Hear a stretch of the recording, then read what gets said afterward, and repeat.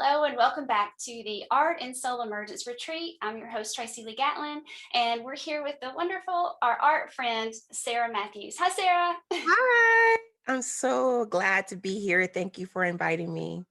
Oh, we're honored and grateful you're here with us.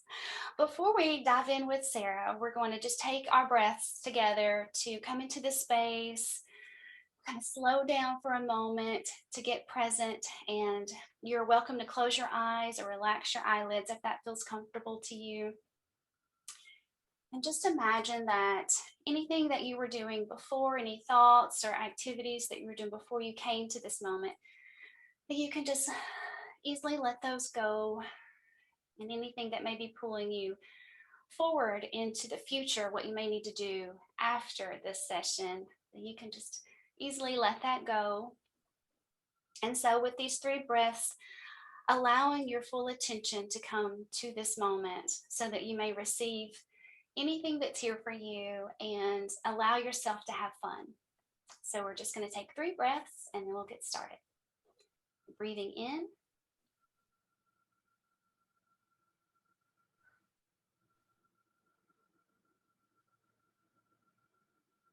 Breathing in.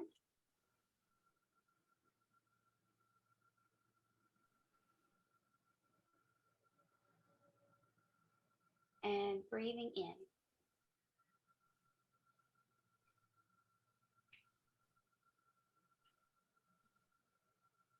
And then if your body's calling for a stretch or any kind of movement, you can do that. You might want to stretch your hands a little bit. We're about to work our hands, aren't we? Yeah.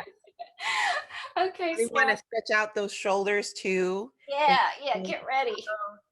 because you're looking down a lot. So you want to release the tension out of that, out of your neck. So Oh, yeah, thank you. Thank you. Sometimes, yeah, I'm a fitness instructor too. So oh, well, perfect. Lead us, yes. So before we get into instruction, Sarah, I'd love for you to share with us what you do and any part of your creative success story that you'd like to share with us. hi, again, I'm Sarah Matthews. I am a printmaker who makes artist books. My journey actually started with my mother. My mother is a seamstress. And when I was a child, we used to sew quilts and doll clothes and make actually literal dolls we used to make and sell them at, I guess, local craft bazaars. So they would have them every year, the beginning of the year and then also at the end for holidays. And we used to make all the stuff for months and then come together and sell these things. And that was the first iteration and when I was making things with my hands. And then as you get older, you decide, yeah, I don't want to do all that stuff. I want to do my own thing. When I was planning my wedding, I was 23-ish, 22-ish years old, and I sent off, and this is back in the day, so we're coming up on 20 years being married. So finding invitations online was very hard back then. So I had my invitation sent because I remember talking to him on the phone. That's how I think this was long ago. I was talking to them on the phone, and they sent me my invitations, and I didn't like them. I hated them, but I didn't have enough time to send them out. So I had to send them. And when my sister got married, I said to myself, I can do this. I can make this myself. So I call her my sister, but she's my cousin. I did her wedding, then my sister's wedding, and I did their friends. And then it progressed over 10 years. I was making invitations. In fact, sometimes I was planning the events too, from the beginning to the end, decorating and everything. I used to do all that. Um, and I loved it. But there was something like nagging at me, especially the work that I was doing. I was an HR manager. And, when you're an HR manager, you just give and give, and there's nothing coming in. You're just giving. So I started taking little art classes just to get myself through the workday, literally. And as things progressed, I had this little like voice inside of me that said, you know, wanting more out of life, you know, especially after I did my grandmother's program for her funeral. When I, you know, read her obituary, you know, there were so many things that she achieved, even though she only had an 8th grade education. And looking at me at that time, I had 2 degrees. And what was I doing with my life?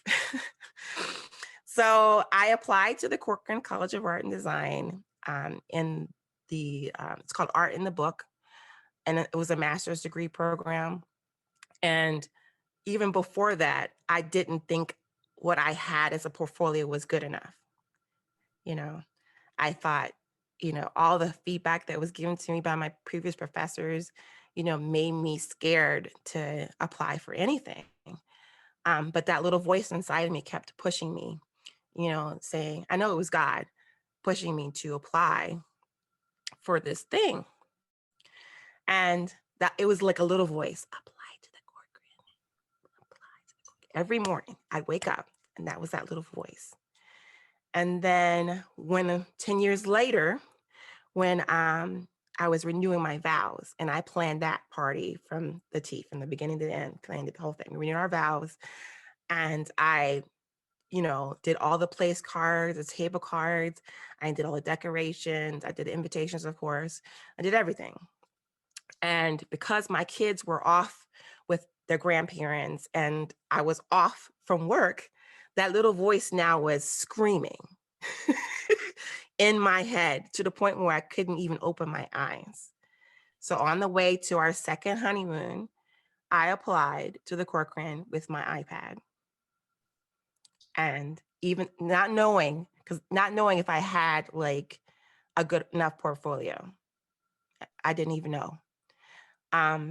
But when it came time to come for the interview to get into the school, again, I still didn't think I had a good enough portfolio. So I packed up all the invitations. I mean, all of them. That's why I saved every invitation I made. I brought them all to the interview and I got in with a scholarship. So that was like the entryway. And I really I wanted to do that program because they did letterpress. And I thought, I do invitations, letterpress, it's an excellent transition, you know, to be able to letterpress your invitations, that'll be amazing. But when I got into there, I really loved making books. I really loved not only using letterpress, but printmaking with anything. I even done this thing, it's called gum transfer, where you print your pages on laserjet printer, you know, those big like Xerox printers, you know, the older ones. You'd print those out, right? While they're still warm, you put this gum transfer stuff onto the paper and then let it dry a little bit. Then you add the ink and then you print with that as a plate. I've done it all. I've done etching. I've tried every single printmaking technique. And the one that we're going to show you today is one of my favorites. So, but that's how we got to this point. Like my love for art and to help myself get through the day. You know, I keep telling people this, you know, art is really for you to have fun, right? It helps, it's therapy. It helps you mentally and also physically too, because I think we store a lot of stress up here. And even when we were doing the breaths today, when you started, I could feel my shoulders kind of relax. And that's what happens to me when I'm in the zone, when I'm making my art, I start to relax. And all the things that are happening, I'm a mom. You know, I have 4 daughters. I'm a wife, and all those things that are external melt away, and I can focus on myself. You know, they say all the time, you know, when you're on the airplane and, you know, when the oxygen tank falls, it says put it on yourself first and then you put it on others. You got to help yourself first in order for you to be able to help others. You know, because we put, like I said, I was an HR manager, you put out. Your mother, you put out. Your wife, but sometimes you really need to get stuff back into you to make you whole and to make you bring your whole self to your life every day. Yes, 100%. I think that's a message that, especially as women, that we all need, and we need to hear it from each other. And so Yeah. I love your whole story. I mean, from you and your mama making those dolls and the clothes, and that's just, I could just see it. And I was just thinking, what a beautiful memory. And that to grow up with that, just really honoring the craft and the ability to make things and have your imagination become this thing. And so that's really gorgeous. And I love also how you listen to that voice. I mean, so often we listen to the negative voice instead of that voice that's calling us forward. And so I appreciate you sharing that with us about how it started as a whisper and then it got really loud, because that's what happens. Because there was no distractions in the way from that voice. Because when you're in the morning, you hear that little voice, and you're like, oh, I've got to go to work. I got to do this. But when there's nothing, then there's like no excuse. There's nothing to do. You need to do what you need to do. Yeah, do follow the calling, Yeah. because and from what I learned from my my ignoring that voice is that you suffer. If you ignore it, you'll suffer some kind of way. It's not the fear is keeping you stuck, but if you don't do the thing, you're not going to feel complete. You're not going to feel satisfied. Yeah, people always say, when you're on your deathbed, you don't want to be saying you shoulda, coulda, woulda. Yep, I do not want to be saying that. I want to be able to say I use all my gifts, all of it. There's nothing left. It's all out there. Yes, I love that. I use it all. Beautiful. So, yay. Now, what are we going to do? I'm excited. We're going to make an accordion book today, but first we're going to print on the paper. And you're like, how am I going to print this? But we're going to do some basics on how to carve rubber, and we're not going to draw today. You're like, how are we going to do this? We're not going to draw today. This is always about being an artist. You always have like your things that you think you don't do well. Well, I always felt like I don't do drawing very well, right? In fact, I remember cringing every time I went to drawing 1 or drawing 2 when I was in college. It's like, I don't know, I didn't draw that egg right, or the facial, the nose and I just wasn't, I didn't feel like I was a really strong drawer. So when I've been teaching printmaking, I've been like taking that off the table. So you can just do it. And then as you get better at it, then you can add your drawing. But this is going to be good. Okay, so first thing we're going to do is we're going to grab our rubber. Mine's this is 3 inches by 6. So what I'm going to do is cut it in half because I want 2 stamps. They're going to be 3 inches by 3 inches. Okay.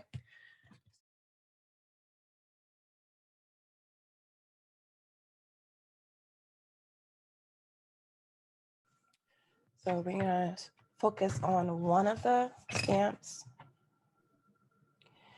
And again, utilizing your cutting mat, I'm going to take my ruler and place it on the diagonal of the rubber and mark it with my pencil. And I'm going to do the same thing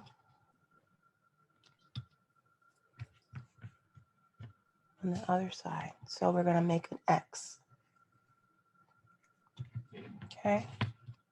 Then we're going to make a plus. So cross and cross. Okay. Now we're going to go to the second one, and we're just going to draw diagonals all the way across. Well, we're not really drawing, we're just tracing.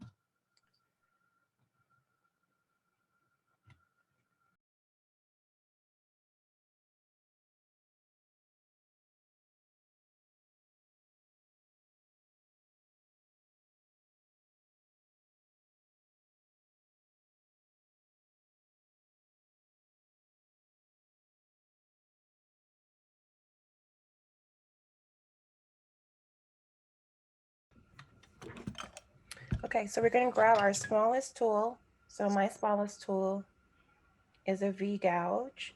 Okay, we're going to make sure we link in the description all the tools that I'm using today. But I want to preface that if you don't find these things where you are, that's okay. Find the closest thing you can find. Okay, it's not a big deal. Okay, so for the first one, this is the one with the T and the X. Okay, so I'm going to come on the edge and I'm going to push across.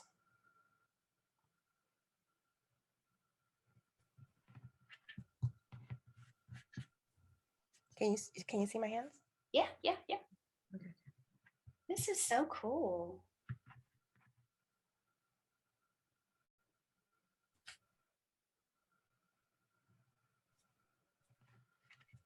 Okay.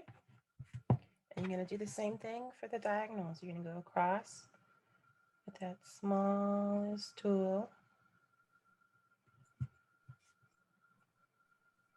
And it's really okay that if it's not straight, that doesn't make any difference, because when we print it, no one's going to know.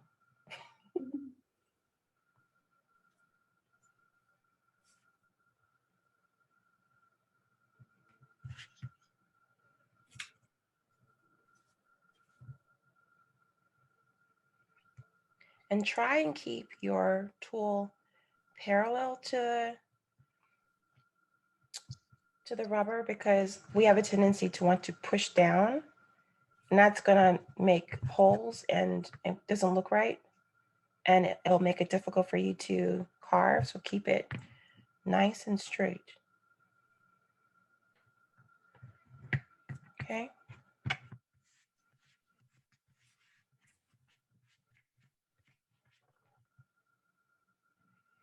I didn't really get into carving rubber until the beginning of the pandemic, because there was no access to presses or the book art centers that I worked at. So, of course, there's this time period where you're like, what am I going to do? Yeah. What am I going to make? And I went on Dick Blick and just ordered a bunch of stuff. And of course, it took forever to get here, because we were having problems with shipping and stuff like that. But I ordered a bunch of rubber, and I've been carving this stuff really religiously for over a year now, because I'm normally a wood block printer or a Sintra printer. Sintra is like PVC plastic, where you carve it just like you do here. Also a letterpress printer. Again, like I said, I'm an equal opportunity printmaker. I print with anything I can get my hands on. But I've been doing this exclusively since I've been home. But hopefully I'll be able to get to a press. But I'm not going to leave this technique behind, because I love it. Yeah, I haven't done this since art class in high school. Like, I haven't done anything like this, so it's fun. I like it. That's what people say a lot too. And I'm like, oh, we need to get back. Everybody needs to print a little something in their lives. While we're waiting, so I'll show you some books that I recently made. So this is some stamps that I actually carved words. So this is peace and faith and good trouble. And I incorporated it into this this book that I made. So I love using layers and color in my books. And I actually started doing this layering thing because I accidentally, when I was doing, I think it was either Inktober or Carve December. It's a challenge, it's a monthly challenge that they do in October and December. And I remember accidentally overlaying two of my colors, and I'm like, I really like that look. So I've been doing the layers ever since. Here's another one. This is basically what we're gonna be making today. Oh, Is an accordion, pants accordion book. We're gonna do both sides of the pages and create that. This is another one, same technique, but I glued the pages together, so it just kind of sits out like almost like a star. And I did the Artful Me's April Artful Me's challenge. Me and my art friend Natalie Calback, and we're both designers for Artful Me's. And this past month, we utilized all our Artful Me's. Even I used some of my friends' Artful Me's and made patterns every day. So check that out on my Instagram page at I am Sarah Matthews.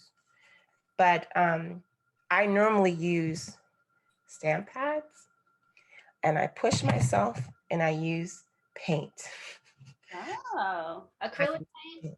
I use acrylic paint, golden acrylic paint. This is the fluorescent. And what I found doing that challenge is that I really love the fluorescent and the metallic inks. I mean, metallic paints, sorry. Paints, not inks, paints. So yeah, that was really good. Good challenge. Got me out of my comfort zone because again, I was just using stamp pads.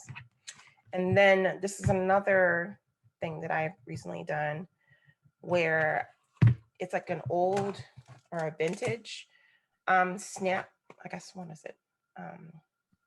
Photo album. Oh, I love that. So I found it at the thrift store for $3 and I took it apart and I used the Speedball fabric block printing ink. And yes, it does say fabric, but you can print on paper and wood with it. Yay! Because I discovered that. I'm sure it's on the back of the thing. I just never read it. Anyway, so I made an accordion book with this. Beautiful. But what I'm thinking is I need to go ahead and print on this side too. It's never ending. It's like, okay, I did this, but I'm like, this is, I need to fill that in. You want some color. That has something. It's too blank. Want some design. And this is a book that I just made, and it's probably still wet. On Saturday, it was a children's book. Yes. So I printed in it with that fabric printing ink, which is so good. It has a really nice texture. Yeah. Yeah. Oh, I love that. I gotta let it dry. But yeah, I'm constantly like printing, making prints, and then I decide, I don't know, maybe a few weeks or months later, whether or not they're gonna go on the wall as a print or make them out of a book. It just, I don't know. I just print and stack them up and decide what they're gonna be later. It's a continuous thing. So cool. So I'll show you some of my work from the Artful Me's challenge. I would say 95% of the stamps that I designed for Artful Me's were carved stamps. So the Black Lives Matter was a carved stamp. Actually, wow. The Black Lives Matter. Letters? That's impressive. Okay, so this was the original Black Lives Matter stamp, and then I used Photoshop to stack them. Yeah. This is the original stamp that I carved. So cool. Mm-hmm. And then it's carved a lot out, like for the letters. Yeah. A lot. Yeah. Yeah. Mm-hmm. This is a combination of me and Natalie's Artful Me. So this part is me, and this part is her. So, because the theme of this one was friendship. So we just put them together. I put it together in this print just to celebrate our friendship together. Also her stamp. This is another iteration of the Black Lives Matter. I did multiple layers. This paper is not even, this is like chipboard. Yeah, it's chipboard. It's not even colored paper, and that the fluorescent paint really shines. Yes, Yeah. it's gorgeous. And I also put the metallic. You see the metallic? Oh yes. I see it. See, I love it. Mhm. Beautiful. This is another one. And then this is KP's four faces. And I love this. So I did the faces in different colors first, and then I did black on top. Yes. Yeah, there's so many. So I just print and stack, and then use them for other things later. Wow. Okay, I'm with you. Move up to the next size tool, Oh, whatever it's keep going. Okay. going. We're not done yet. Okay, I'm with you. I'm enjoying this. This is really cool.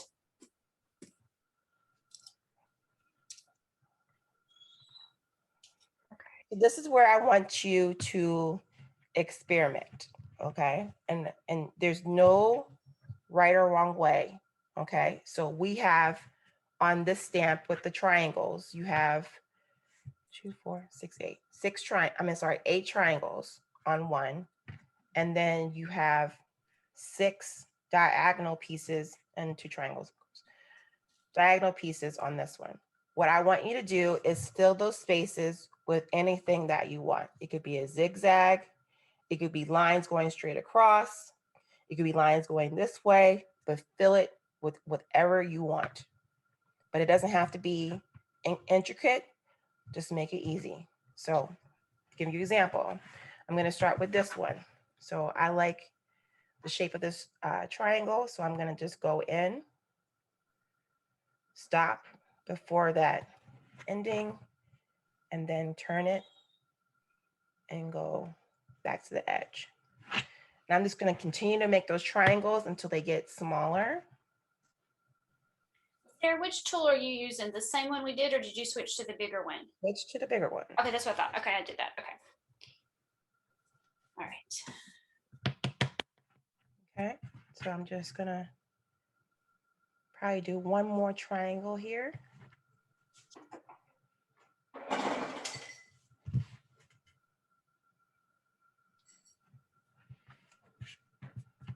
Okay. All right, so for this one, I'm going to do diagonal straight across. So again, don't worry about measuring. You're just going to go all the way to the end and keep going down to the next one.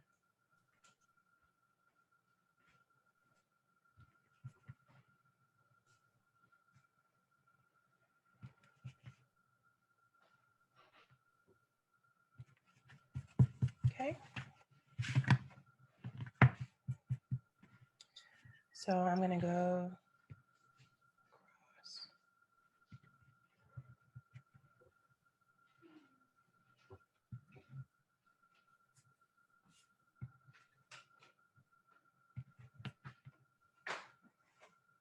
Don't forget to breathe when you're carving. We have a tendency to hold our breath when we're doing something we think is difficult. And it really isn't. It's just rubber. It'll be okay. All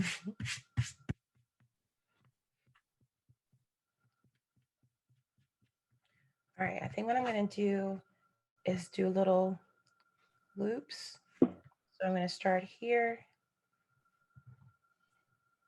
And I'm going to I'm turning the block. So I'm going to carve and then turn the block. That's the easiest way to like make a circle or an oval shape, is to keep your tool the same direction and just turn the block with your non-dominant hand.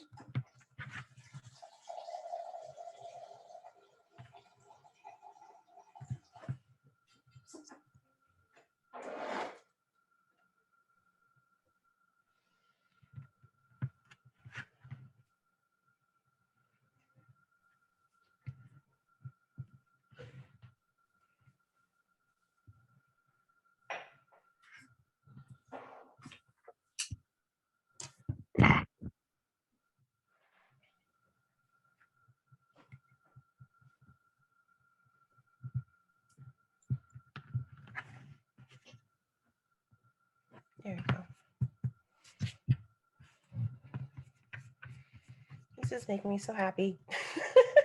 All right, I'm gonna go across. And then across.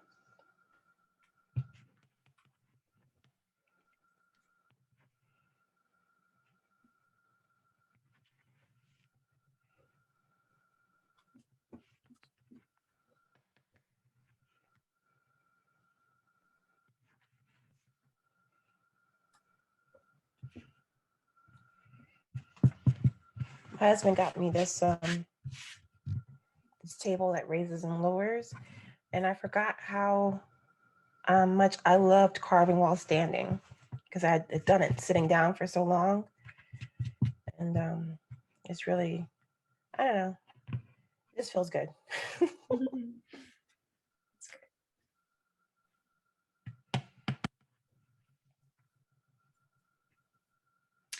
I think, doing something like this, something new, it really teaches you how to kind of trust yourself, a little bit. There's something to it, like,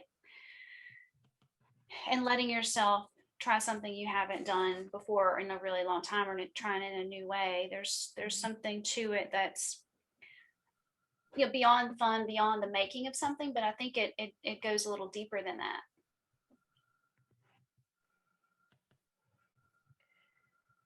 Yeah, I think it takes the I can't do it out of the equation, because that's what we tend to tell ourselves. Yeah.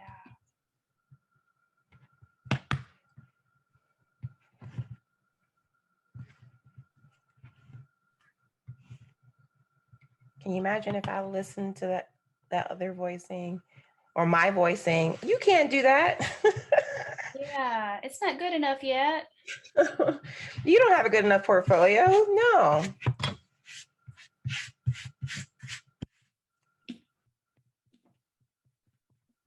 But I think it's like the imposter syndrome. I still even have it too, because someone once said that, oh, Sarah, you're a real artist. I'm like, me? What? No. I know, we're so silly sometimes to ourselves. We just, Yeah. everyone else can see it, but we're like, no. What are you talking about? I just print stuff. I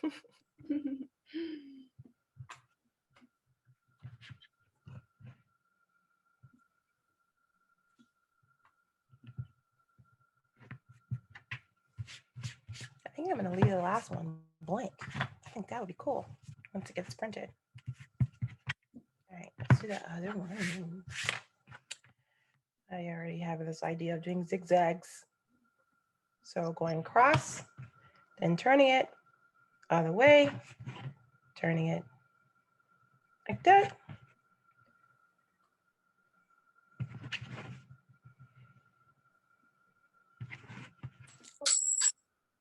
You okay? Yeah, my little Dewey just fell out. I guess I didn't have it in there tight enough. Let's do.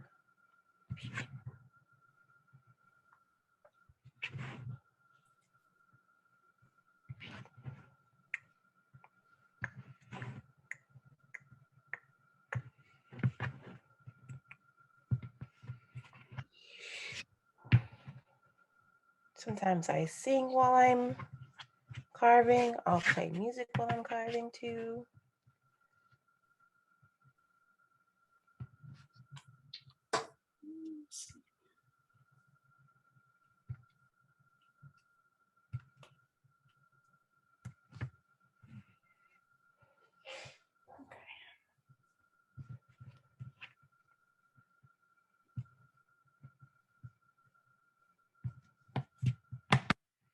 And if you're saying I'm messing up in your head right now, ignore that.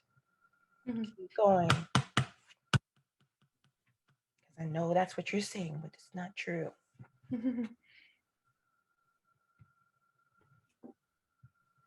I know because I've said it to myself.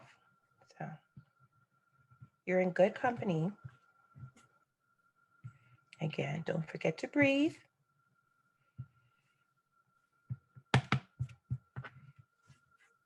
I took the other hurdle off your table by not having you draw anything.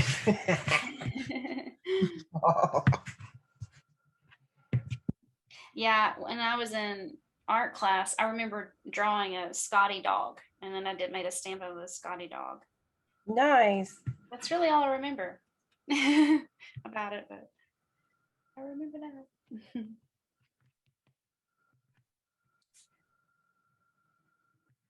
I didn't even do printmaking in high school. See, let me get on my soapbox. When I was in high school, we could only choose one art. I chose music. So there you go. I didn't even learn art in high school or junior high because it wasn't available to me because I took music. So, although I found out later after someone was at graduation party, yeah, I took art and music. Like, what? Yeah, I had my parents sign up, a permission slip, and I got in. I'm like, what? Why didn't I know about this? No. Not fair. So you remember the first lines that we carved with the tiniest tool? Mm-hmm. Then you're gonna go in and just recarve. It's really just to clean up. So you're just gonna carve those same areas with the smallest tool, and you're just gonna clean that up a little bit. Oh, okay.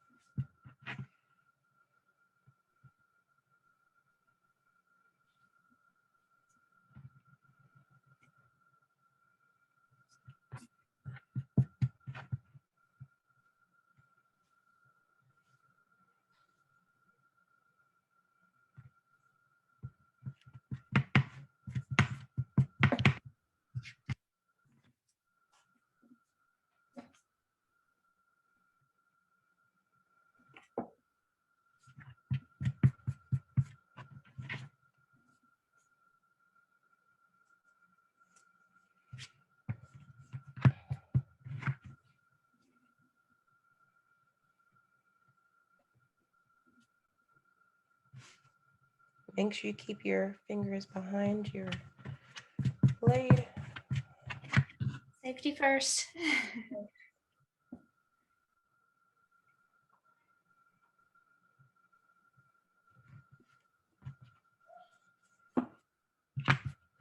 And sometimes just carving is very therapeutic too. Don't tell anyone, but during Zoom calls, I have been known to carve to get through it. Yeah.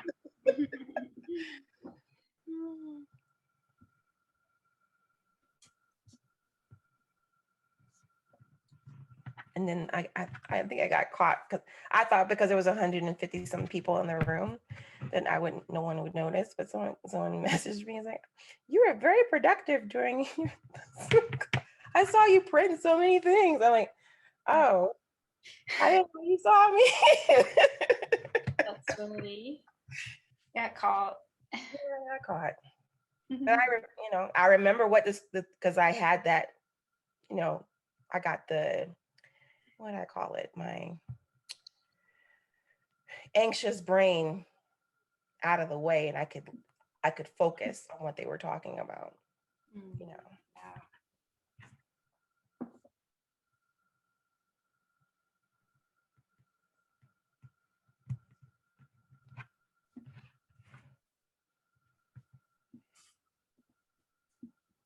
I discovered late in life that I'm a kinesthetic learner, so I need to do something or do it while learning, or I won't grasp it. Yeah, that's so good to know, like what kind of learner you are. Because we're all different. I mean, visual is a close second, but I really need to do. I think my oldest is like auditory because she doesn't have to look up, but she got it. People think she's not paying attention. She is.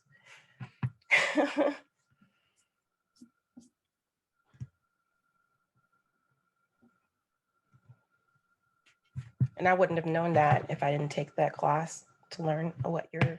So when I found out who were auditory people, I'm like, oh, that's my child. Wow. Because I'm like, look at me.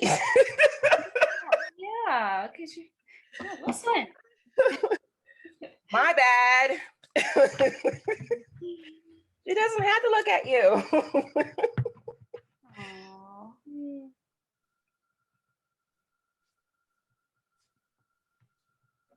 That's probably what drove my mom crazy, because she was like, why do you have to do it?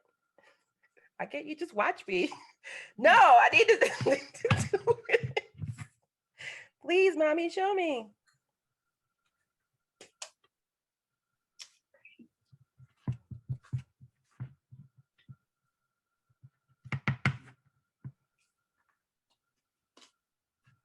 Okay.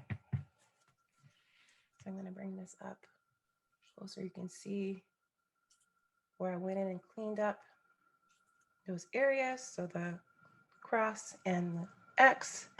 And then I went in deeper and cleaned up the diagonals of the stamp. This required no drawing, no transfer paper, no pencil transfers, just good old fashioned fun and imagination.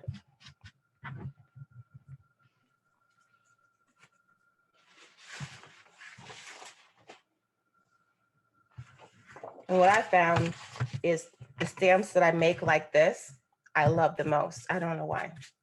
Actually, because I have I'll show you. I have my drawers of stamp, and this is what I call trash stamps. It's like what we're making today. Basically, it's just random shapes. And I recently organized this because this was like really full, but I took some of them and I glued them to corks, and you know those like Jenga, it's like a game. Oh yeah, yeah. So I just got the blocks from the thrift store and I glued them to glue stamps to the block. Yeah, how creative. So now I have like a handle to stamp. So like this drawer had a lot of these in there, so now they're in here.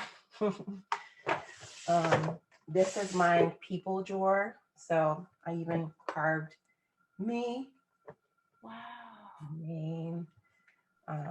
This is the National Museum of African American History and Culture.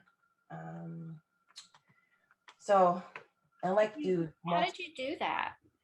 Which one? This one? Like, did you like have an image and you? Yeah, I had the image and I just pencil traced, but it's not exactly like it, but it's similar. I just did a little pencil trace and did that. And then I've been doing words recently because again, I don't have access to my letterpress, so I've been really into You're really good at letters. Yeah. That seems hard. I love it. This one's love.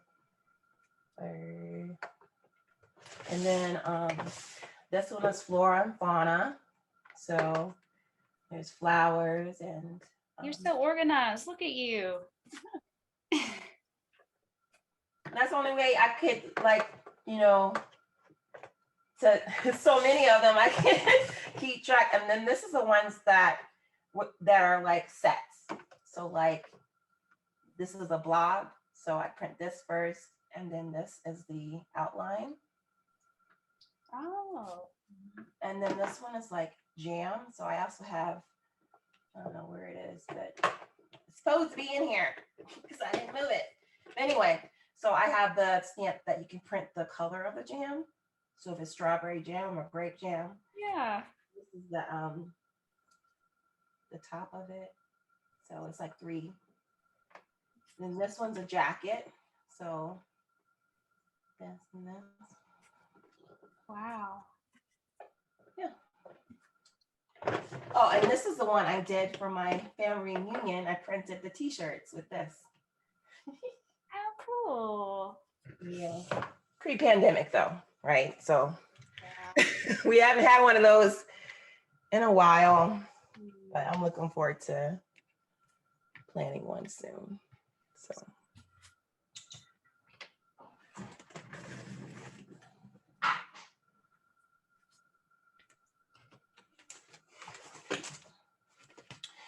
One thing I wanted to show you before we start printing is when I started doing the challenges, the first couple of years, I didn't like keep those prints. I don't even know where they are. I don't even know where the stamps are. I don't even know.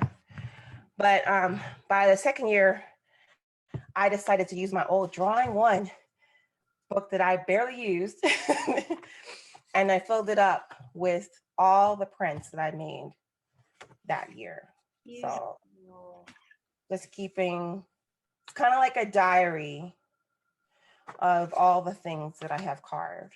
Wow. And it's good to look through because I can see my progress. Like I can see there's like lots of little noise in here. I wasn't as skilled as I am now because I kept it going. Yeah. And then also I like to look through here because sometimes I forget what stamps I did make because I've made the banana multiple times, not knowing that I already made a banana because I've carved so many. But yeah, so you can tell this is from drawing one and I didn't finish it, but it's in here. Yeah. This is one of the first faces that I carved. Oh, this thing was snakes. It was snakes and I don't like snakes. So then I carved Indiana Jones and his, this is one of the first times that I carved, I'm getting excited. First times that I carved words, snakes. Why did it have to be snakes? I could see like when I'm trying to do the A, like the A is a little wonky, but it's fine. I learned something. This is the first time I carved my face, but I only carved half of it. Don't know why, but I did. And then this is a flower. Let's see what else is in here. Oh, my eyes. I carved my eyes. And then this was a bunch of trash stamps that I stacked up to make it look like presents. So I actually made a card like this for Christmas. And then this is a lion and lioness.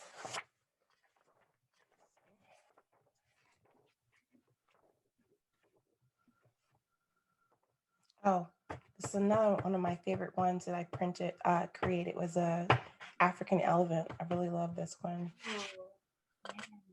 I'm looking forward to printing this actually on my wall. I'm going to paint my wall black and then print the elephant in white.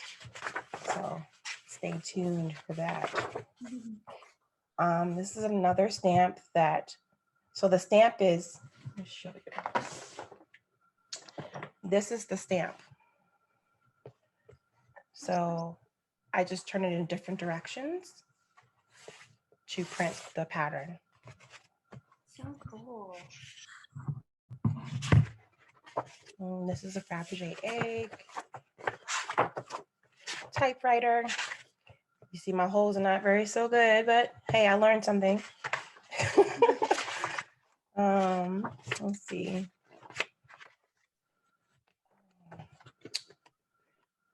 I'm trying to find the first iteration where I did this is when I accidentally, like when I went through and I added this and I was like, I really like this. So that's when I started doing the layers.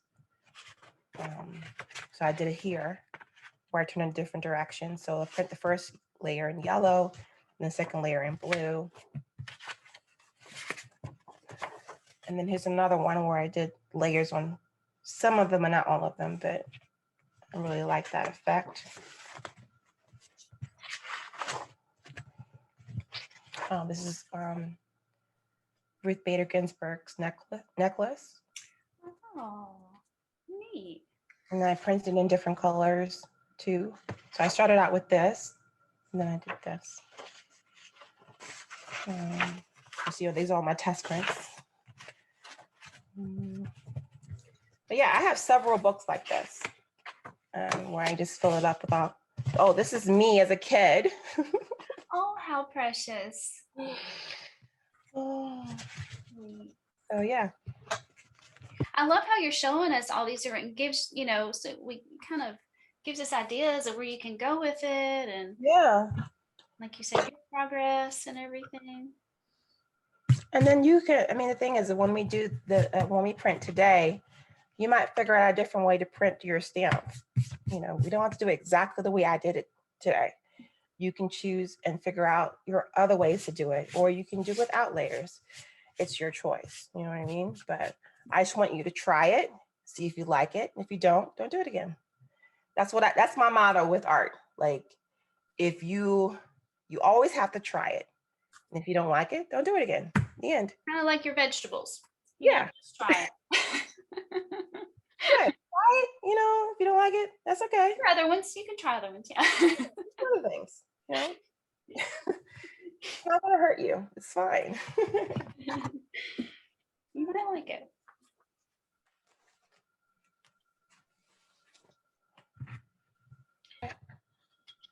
All right. So I am using 11 by 17 cardstock. This is 67 pound. It's Nina Vellum Bristol, but you can use anything that you have. Okay. But I'm using, again, this size 11 by 17. So the first color that we're going to do, I'm going to be using yellow, but what I wanted you to use is the lightest color that you have first. Okay. I start with light and then you go all the way to the darker color when we're going with the layers. Okay. So I'm starting with yellow. This is VersaFine Clear Cheerful. VersaFine Clear Cheerful is what the color is. So my rule of thumb with printing is if the stamp is larger than the stamp pad, then I print this way. If it was the opposite way, if the stamp was smaller than the stamp pad, then I would print this way. Okay. So easiest way to, like, let me see my hands. Let me move this out the way so you can see how I ink it. So I'm just, as I call smacking, I smack it. Okay.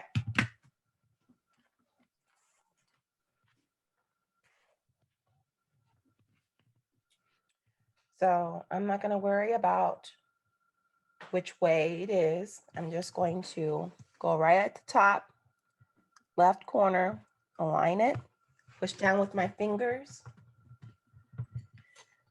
And while I have it here, I'm going to mark an arrow at the top, okay, with a ballpoint pen, okay? So now we're going up, okay? So then I'm going to remove, nice, I like. All right, so we went up, now we're going to go to the right.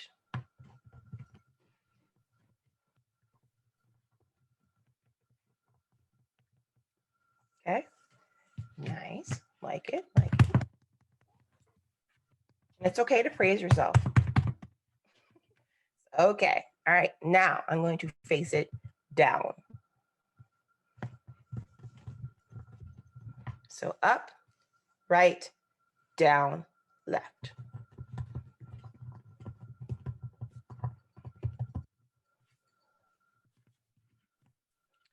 And if you want to keep yourself straight, so I like to mark, you know, on a paper so I can remember. I used to do this a long time ago. Now I don't even do it, but you can do this and just set it there so you can remember where everything goes and just keep printing.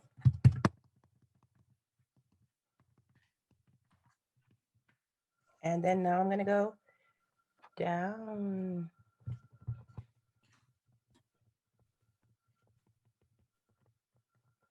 Oh, that was wrong. I was supposed to go right. I was supposed to go left. I'm sorry. I was supposed to go left. It's fine. It's fine. It's fine. All right, keep going. No one's, it's fine. Because I was talking. I'll do it right this time, okay? I promise. I didn't like my first color, so I was trying to wipe it off and then try a different one because it didn't turn out pretty. So I I don't know what's going to happen, but. Okay.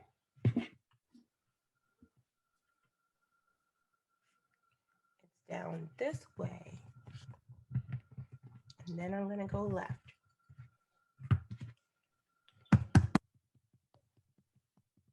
See, even your art friends make mistakes. But nobody's gonna know. Exactly. Exactly. But you see how it makes that, but just doing the diagonal, it makes a diamond. So cool. And then you look like a rock star. I mean, mine's not happening like that over there, but I'm celebrating yours.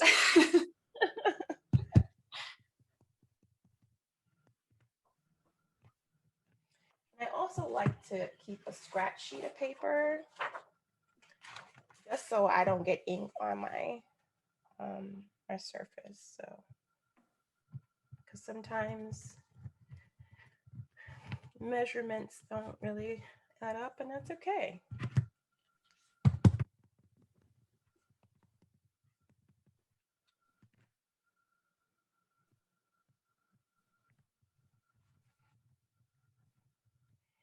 And if you feel like, oh, Sarah, you're going too fast, press pause and then continue on. It'll be okay.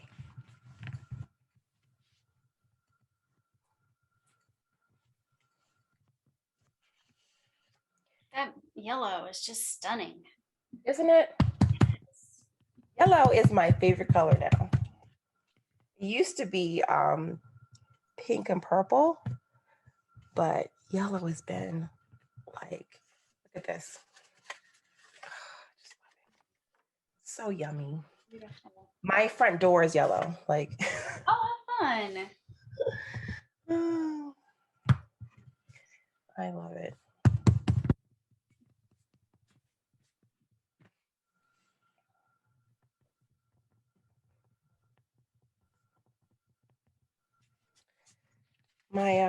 My youngest teacher, when they came and did like interviews, not really interviews, but like meeting the parents type thing, and they saw the yellow door, and I'm like, oh. But what they were finding is with my youngest, she was recognizing yellow everywhere. She would like make piles of yellow in class. Like anything that was yellow, she would pile it up. I was like, what?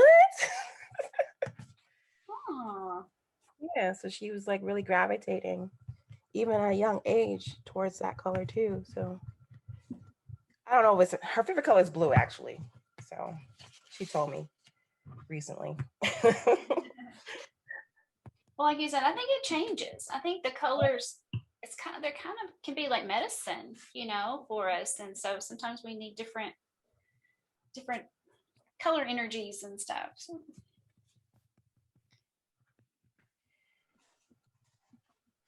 I think for me, I just needed the cheeriness. Like, you're coming home, I should feel happy, And so when I come home, like, oh my gosh, it's my door. Yes. And the family that's in there, too. They're not bad. Yeah. You'll keep them, right? Keep them a little longer. Mm-hmm.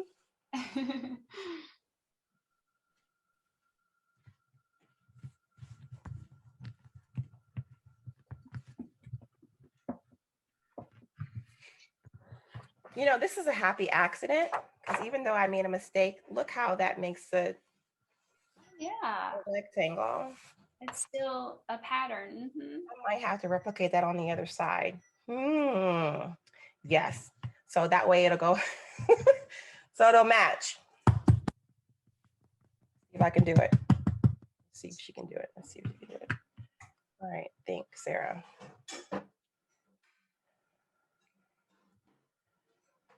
Okay. I got it. So if I do that, then I need to do up.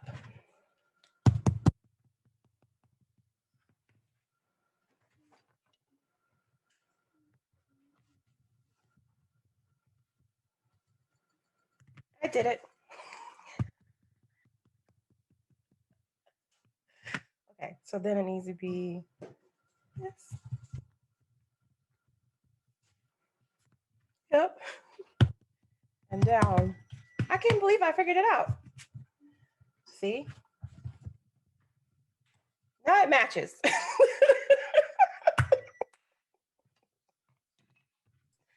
Beautiful. Awesome. I love it. Mine isn't as vibrant. And I don't know, maybe it's the dye or the ink. It really does matter. Yeah, that's probably what it is. What kind is yours again? Versifying Claire. Okay. Now, what I have found is some people think that these stamps are really pricey, but what I do is I order the inkers, the re-inkers. Oh. So these are about $8 to $9. And if you have a Joann's or a Michael's or something like that, use your coupon. So I just buy these from Etsy and just fill up the pads. And so I keep reusing these over and over again. So it's actually cheaper to do it that way. So say for instance, if you don't want to do that, they have these dewdrops. These are Memento. You can buy a full set. And these are actually on sale, half off. So, no, I think 40% off. And then you can use these instead. And that way you can test them out, see if you like them. And then, you know, move up to the Versifying Claire. But I've tried it all. I've tried all the colors. I've got all the inks. So this is just my preference. So yeah. Well, it's gorgeous. Thank you. All right, so we're going to turn the other side and do the other stamp. Okay. And yellow first.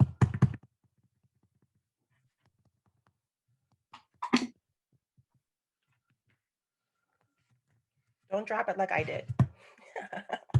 I do that all the time. But it's fine. I'm going to keep going. I don't care. It's not going to hurt me to keep going. All right, so I'm going to push it down. And then I'm going to grab my pen again to mark my arrow at the top.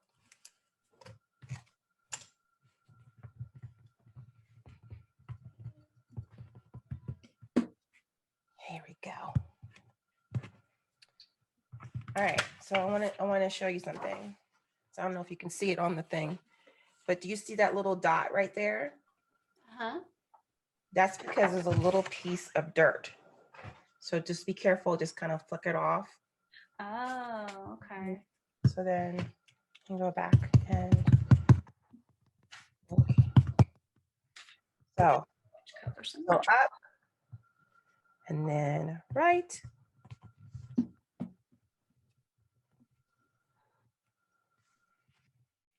I like that. You can tell I'm a fan of my own work. You got to be your own cheerleader, okay? You got to encourage yourself. Like you said, just stay in the fun of it. Yeah. So guess what? So this one's brighter. I changed colors because I wasn't happy with the last one. And this one's working a little better. So look what happened. We made another diamond. All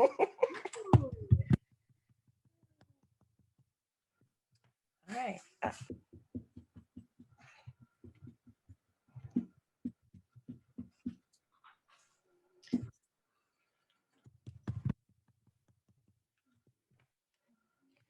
What we made today is what is called a 4/4 repeat stamp. So even though we're doing the up, right, down, left, you can switch it up. You can do up, up, down, down. It's, you know, the sky's the limit. And each time you do it in a different direction, you create a different pattern, which makes it even more fun.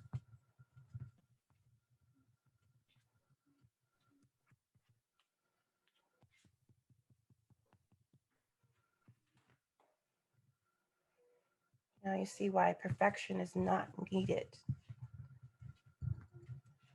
Just fun. We just need to have fun. All right. I can already tell that my ink is waning. So I'm going to show you how I fill up the stamp. So this is, again, VersaFine Clear, Cheerful. I got this from Etsy because for some reason in America, we do not carry this brand of reinkers because it's made in Japan. But yeah. And watch, when I print with the newly filled stamp, the yellow is gonna be even more vibrant.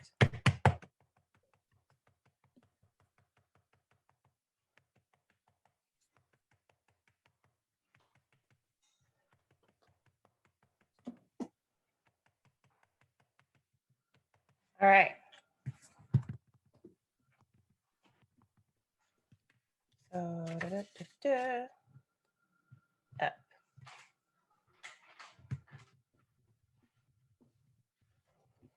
And if you can see here, I'm using this side of my hand to push down to get a good impression. See, it's a little bit more brighter than what it was before.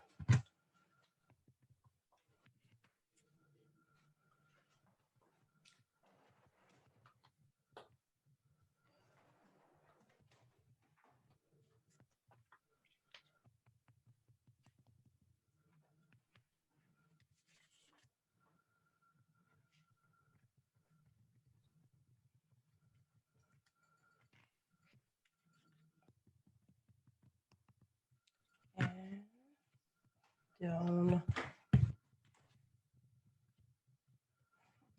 And repeat the process again.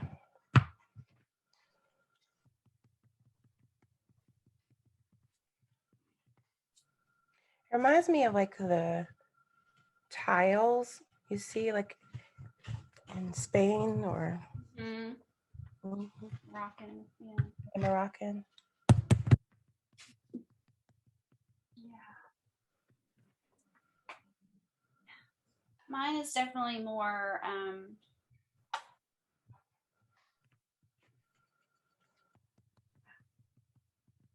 sporadic, maybe. I don't know what the right word is.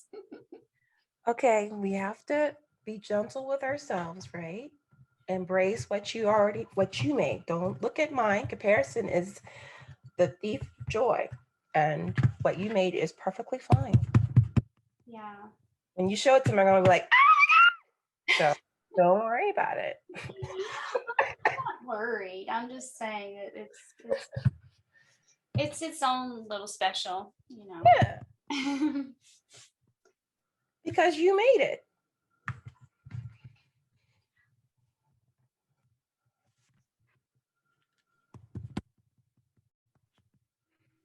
Sometimes I do feel like that. Feel like my art is like my babies. So when I have to like drop them off, like my baby, I don't really get to give it up.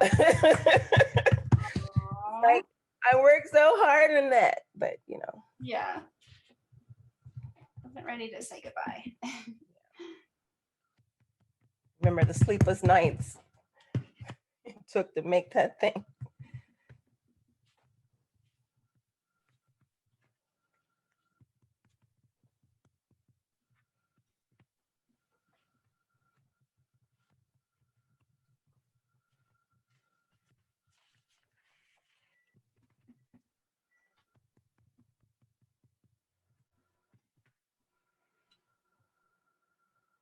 No, I almost messed it up.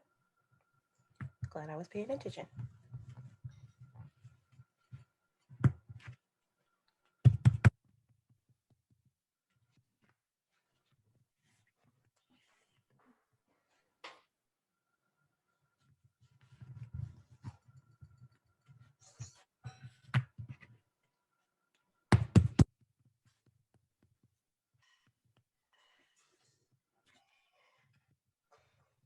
All right.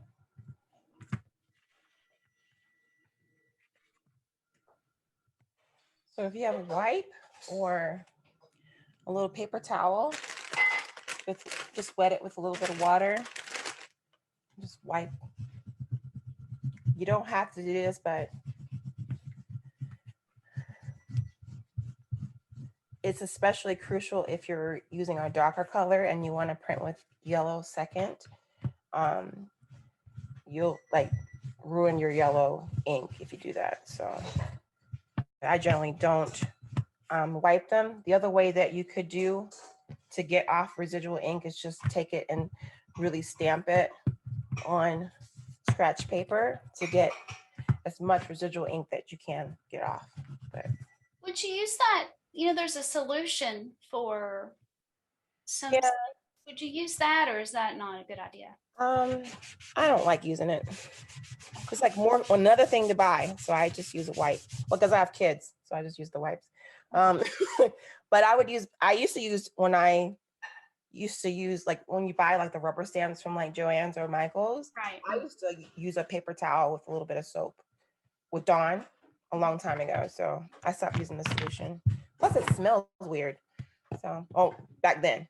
I'm not sure what it smells like now, but. Okay. All right. So now we have both sides of our print in yellow. And so we're going to go back to the first one that we did. Remember, we used our first stamp. Now we're going to use our second stamp in a different color on top. Okay. So I'm going to move this up so I don't get any blue ink on my work. So again, this is VersaFine Claire Paradise, which is the, of course, blue color. But when you mix blue with yellow, you get green. So that's an added bonus to using primary colors. So I'm going to slide it down a bit. I'm going to start at the top left corner using my arrows. Remember, we're doing up, left, down, sorry, up, right, down, and left.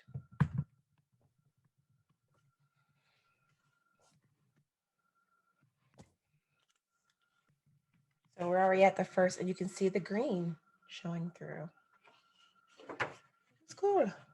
Okay. Yeah.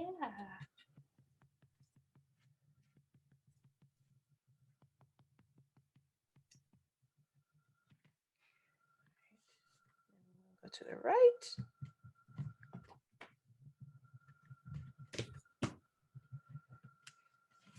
And then down.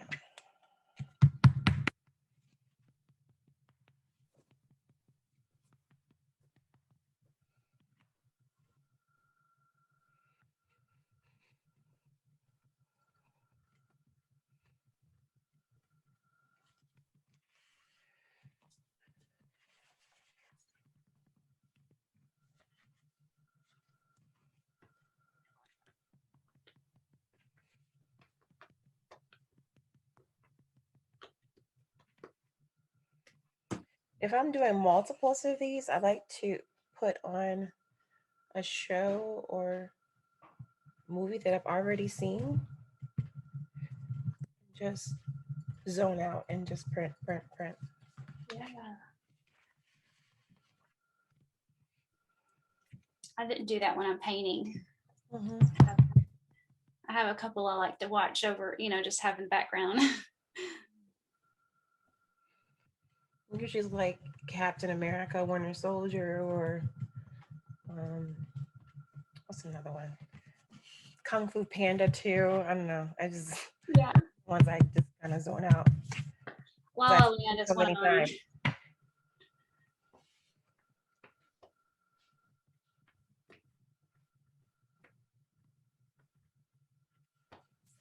Because if it's something that I've never seen, then I'm like, can't pay attention. Distracted, yeah.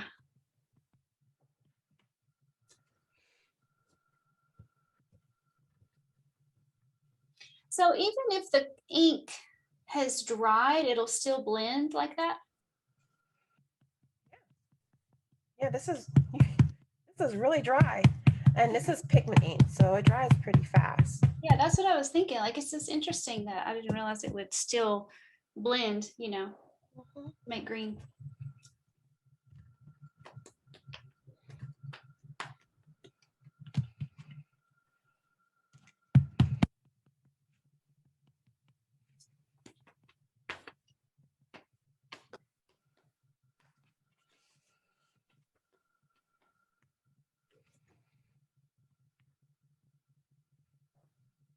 And also if you use like the water-based inks, it will blend as well.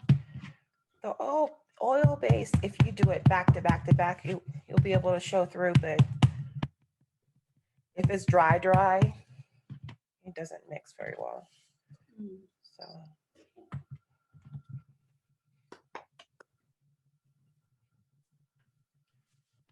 What about like is there an alcohol one? Yes, I don't use those because it's, to me, it's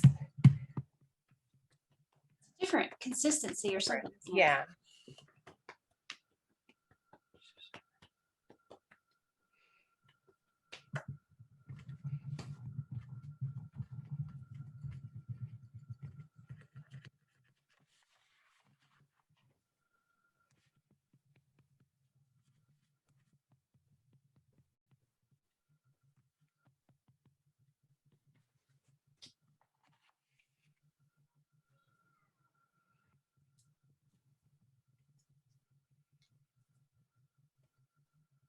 The color on top isn't as vibrant, but it gives it interest. It gives it like depth.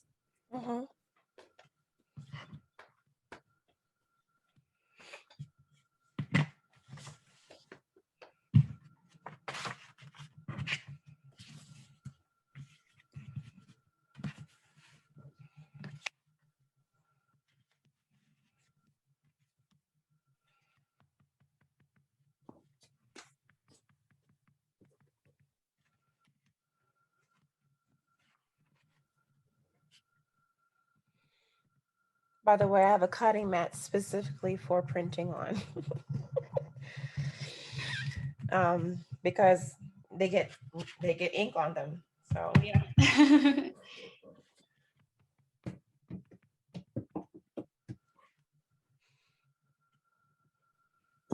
Yeah, my paper isn't as large as yours, so I have some hanging over, and you know, like not. It's only partial part of the stamp. it's okay. Yeah, just kind of going. I have prints like that all the time. I mean, that's fine. Sometimes I'll just trim that part off and use that as a bookmark or for flag books. Nothing goes to waste.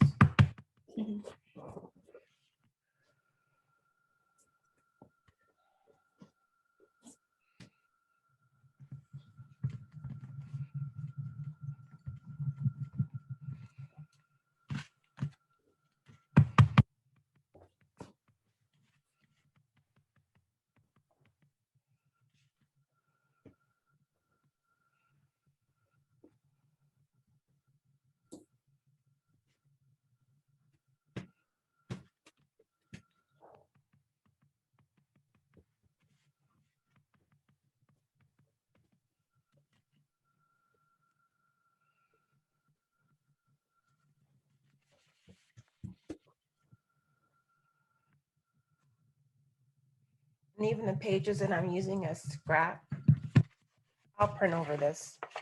I don't let anything go to waste. That's good. That's a good habit.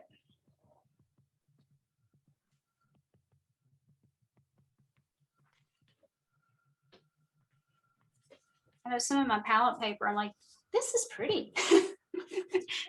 Sometimes I feel like, yeah, the palettes look so good. You're like, oh, I don't want to waste any of it. Yeah, what can I do with this? So I've been, I know we're not doing it today, but I usually use if I'm not doing the stamp pads, I use a gel press. And if there's any leftover ink or paint, on here, I'll just print the whole swatch Oh, on yeah. there. And then print on that later. So I probably print white or something over that. Oh yeah, that'd be pretty. Yeah. Yeah. So nothing is wasted. Because I always feel bad when you have to throw away ink down the drain. It's like, that's really not good for the environment. So yeah, I feel the same way about paint. Yeah, I don't rinse my brushes out in the water. Out in the sink. And if I have leftover paint, I always put it on like my Cosmic Smash book or some other kind of, I'll use it somewhere.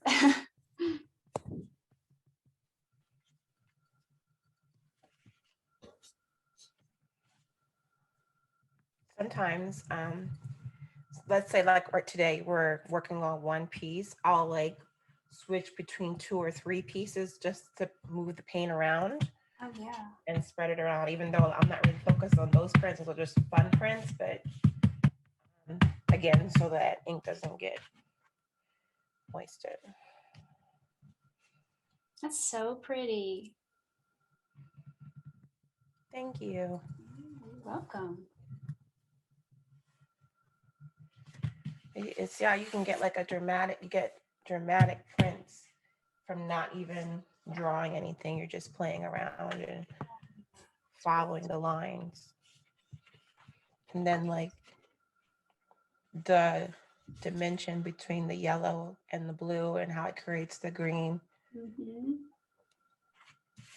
Just love it. So on this side, we're going to switch to the other one, and I'm going to use pink. Oh, other rule of thumb too, I have lots of rules. Always cover your stamps that you're not using, because you will make a mistake. I did already before.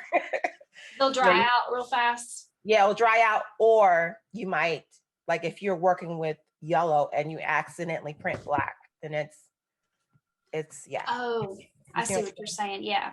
You mix the inks and you're not intending to do that. Yeah, you'll ruin it. Because my first original yellow pad, it was ruined because of that, because I didn't realize I had stamped in black and then stamped on the yellow. And yeah, it was messed up.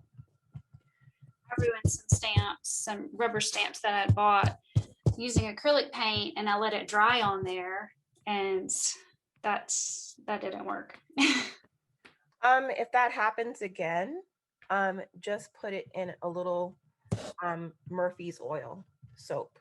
Oh, okay. And then, just leave it overnight. And then you can just take your fingernails and just scrape the paint off.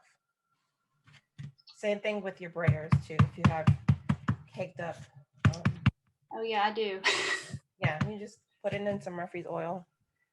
I got that idea from Julie Faith Van Balzer, watching one of her videos it was about her brayer. It was covered in junk, and she put it in Murphy's oil, and yeah, like, oh, I can do that on the stamps that I thought I ruined. Yeah, thank you for that tip. Yeah, that was a real bummer.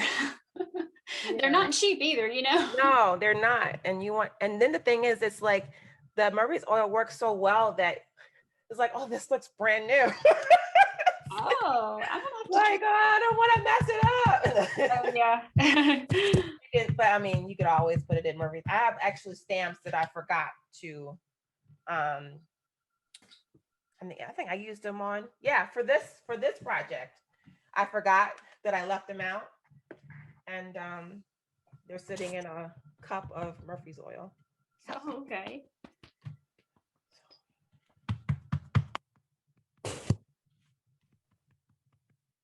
Even the teacher learned stuff too. I'm sorry, art friend learned stuff too. That's right. That's right. Never stop learning. Never.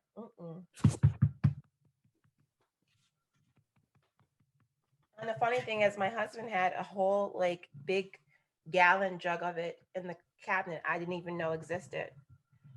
Oh. And I'm like, oh my gosh, you have this. And I just pulled out all my stuff that I didn't throw it away, thank goodness. and just threw it in a pan and just covered it in mercury's oil, and it turned out fine. Cool.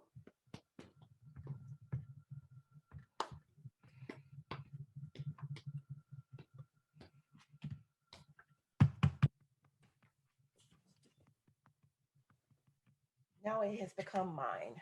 My Murphy's oil.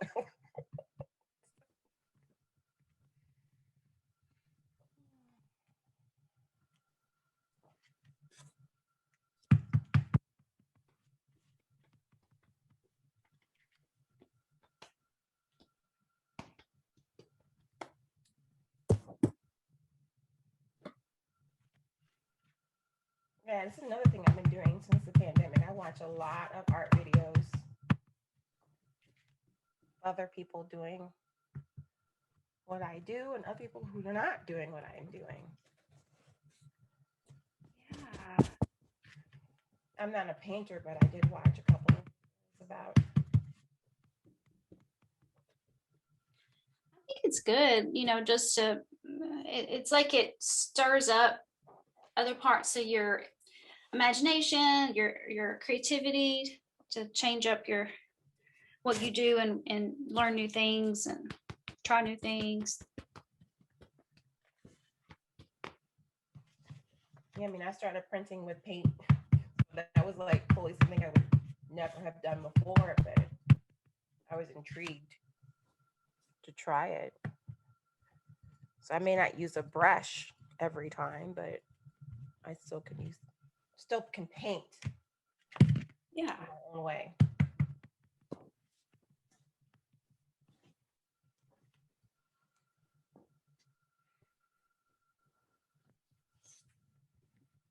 That pink is so pretty.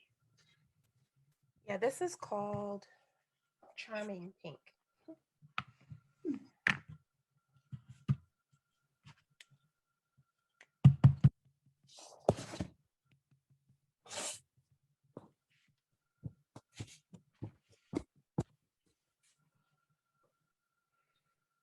And the cool thing about diversifying Claire, if let's say you don't want to cut this and make the accordion, you could like scan it in your printer and print it. It really does look just like this when you print it on my printer. Wow. So I've done that before. Like I multiplied one page that I'd already done and made a book like that.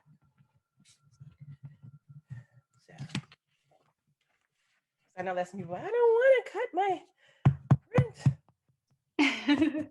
But you can, it'll be fine. You just reprint it.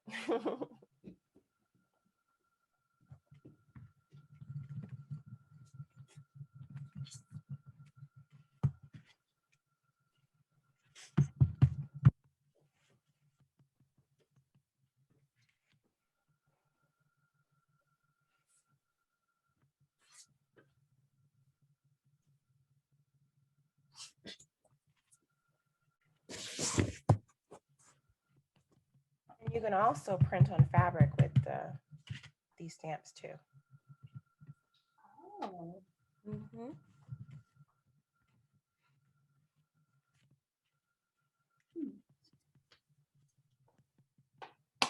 Do you put something to seal it, or? No, you just buy the fabric block printing ink or fabric paint. Huh. That's it.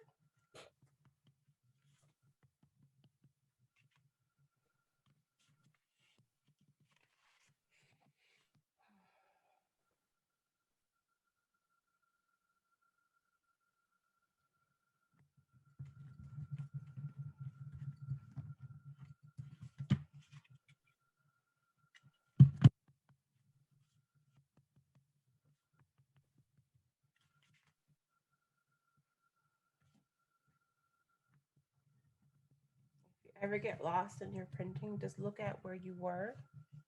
So let's say, for instance, I didn't know where I was going to go down here. I look at this, right? This is this one. Mm-hmm. So then, I'm sorry.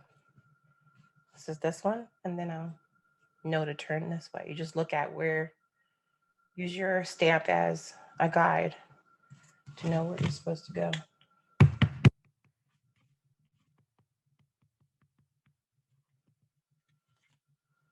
So this is left.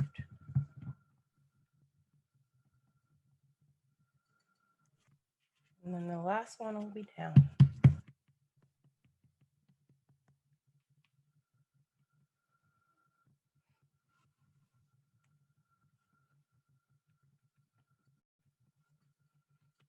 Okay.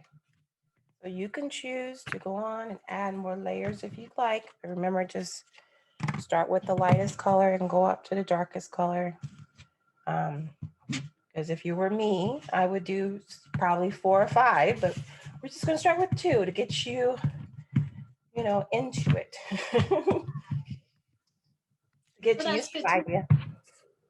Oh, I'm sorry. I was just saying, yeah, that's good to know. You can keep adding to it. Yeah.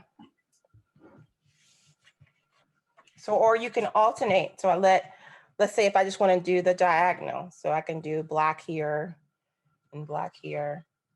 You can switch it up.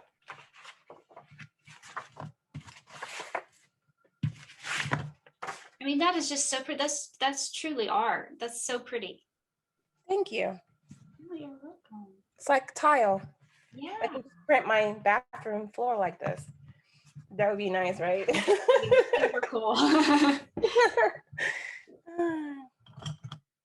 So when you're done printing, we're going to do the folding part. You're going to need a bone folder and your X-Acto knife and a ruler. That's it.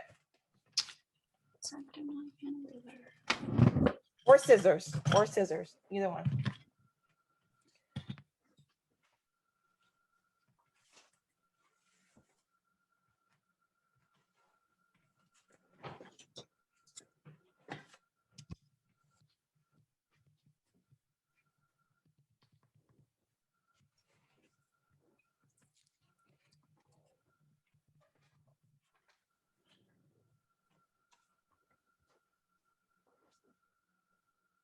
You ready?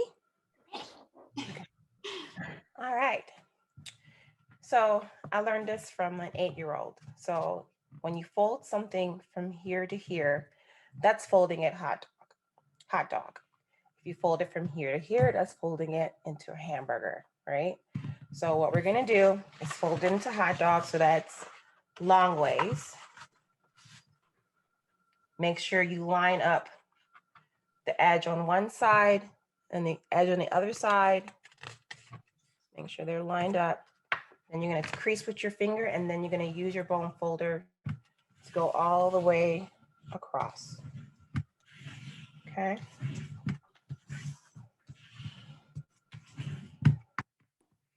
Then you're gonna unfold. Then you're gonna fold it hamburger style. Again, you're gonna line the corners together, making sure they're together. No pink showing through. Press down, your bone folder. So you have a cross. So you have here and here, okay? So now you're gonna fold this edge to that center fold.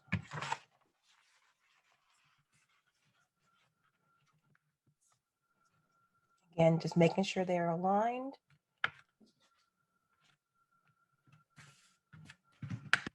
Crease with your bone folder. Okay. And then other side, coming from that edge to that center crease, lining, and then make that crease. So when you're at this point, you'll have 8 rectangles, okay?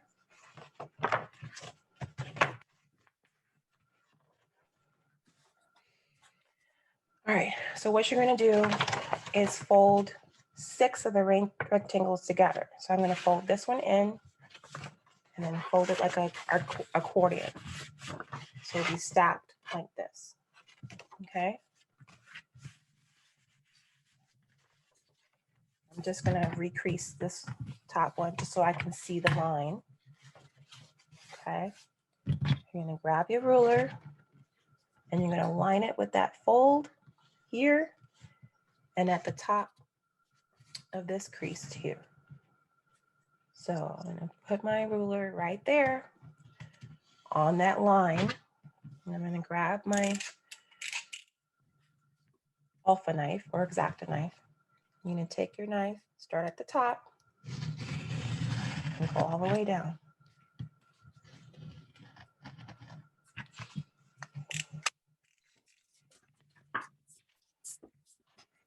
Okay.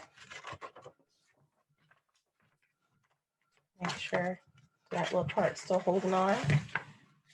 Okay. Just grab your knife and gently slice. This is what it's called, a pants accordion, because it looks like a pair of pants. So what you're gonna do, you can do either side. So I'm gonna put blue on the outside. Folding it in half. So you hold it up. You just fold that accordion and do it like that.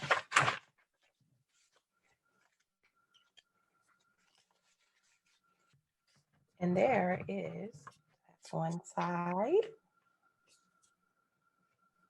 And then you can turn around the other side.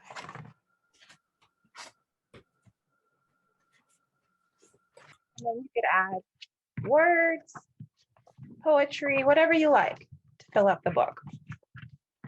But this will be a basis to fill it up with whatever you want. And maybe if you're, if you want to, you can add more layers. You can add paint, you can add drawings, whatever you want. So neat. So does the paper size make a difference? No, you still can make this regardless of what paper size you have. Okay. It'll just be a smaller square. So like this one. It's just a smaller rectangle, but it's the same thing. Okay. I even have a smaller one. Yeah, you just play around with it. Doesn't matter what size it is. Oh, bless you. Thank you. So yeah, you all, let's see what y'all made. I want to see the books that you made and the prints that you made, because this was super fun. I really enjoyed it. It was just that last piece I somehow missed with the folds, but it's all good. It's all good. It's all learning. So meet us back in the Facebook group. And Sarah, I know you have a really cool free gift for us. Tell us about it. Yes. So we did a lot of folding, not really a lot of folding. We did more printing than folding, but the free gift is how to do a Turkish map fold. Thank you so much for that. So be sure and sign up for that. And then you can stay connected to Sarah. Sarah, you got something really cool coming up, a really neat opportunity. Yeah, I will be taking over Speedball Art's Instagram page for 2 days, June 18th and June 19th. So I'm so excited. So be sure and follow Sarah so you can see what follow her over there and see what all she's going to share on their yes. IG platform. So cool. So cool. And you have a monthly gig Zoom cast that you do. Yes. So with my art friend, Natalie Kalbach, we do a Zoom cast the first Tuesday of every month. And we do a live recording on that Tuesday, and then we post it on our respective pages. And we also have a podcast too. So it's all recorded at the same time, but we put everything in their respective places, and it's been really fun. We're on episode, with time of this recording, we're on episode 3. So by the time this is released, we should be on episode 5 or 6. So. Beautiful. Yay. So you have to check that out. And Sarah, so I'm asking each speaker, an expert, one question. And that question is, what is your vision or hope for our future? What are you reimagining if, that we will be able to bring into our world? I think if you have a chance, I know we're in a pandemic ish the pandemic time, but if you have a chance, watch a child paint.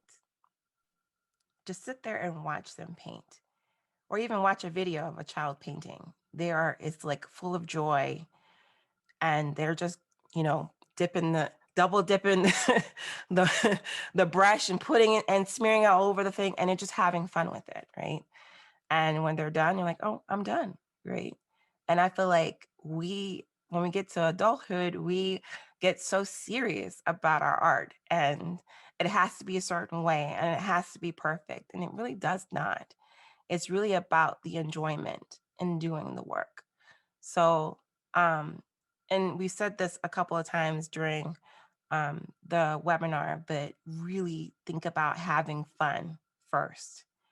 I do serious artwork, but because I've done the artwork during fun times, I can remember what works and what doesn't work, right?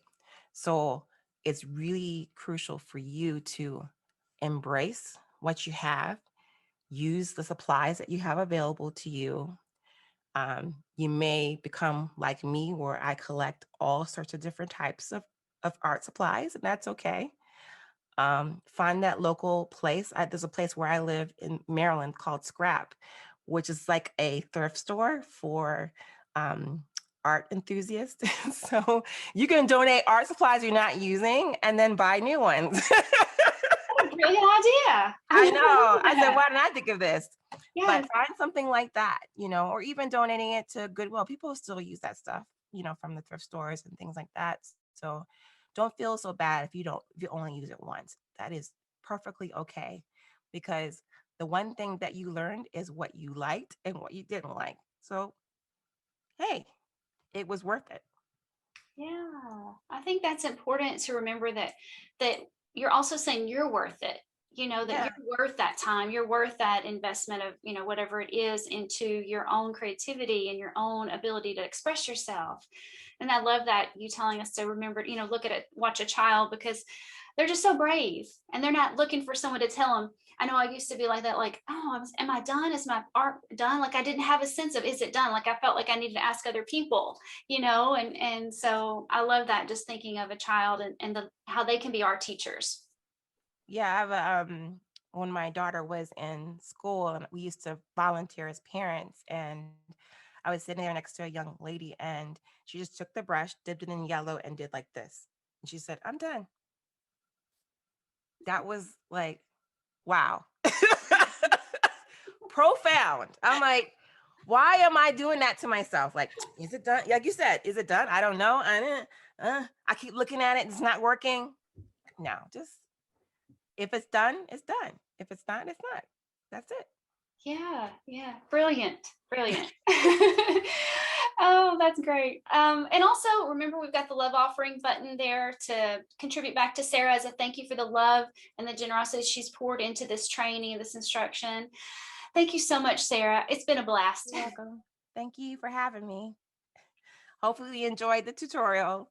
Yeah. And again, I love to see what you made. So please tag me at I am Sarah Matthews. Thank you. Excellent. Thank you. Thank you. All right. Thanks, you guys. See you soon. Bye.